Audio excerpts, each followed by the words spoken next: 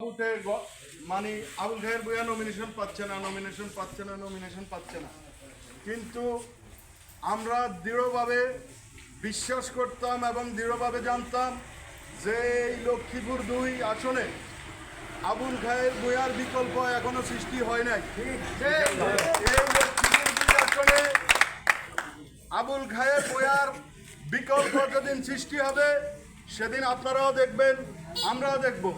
আকাশে যখন চাঁদ উঠবে সেদিন সবাই দেখবে, নাকি? আমাদের বিশ্বাস ছিল, তাই আমরা কোনো ধরনের কোনো কুপ্ররোচনায় কান দিই নাই।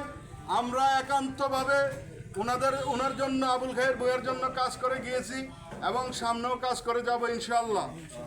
আপনাদের মাঝে যদি এখনো কোনো দ্বিধাদ্বন্দ্ব থাকে তা পরিহার করে আপনারা আমাদের প্রাণপ্রিয় নেতা, এই অঞ্চলের উন্নয়নের রূপকার, এই অঞ্চলের, এই লক্ষ্মীপুর তথা নোয়াখালী অঞ্চলের বহু নেতা গড়ার কারিগর জনাব আবুল খায়ের বইয়ের জন্য আপনারা কাজ করবেন এবং আগামীতে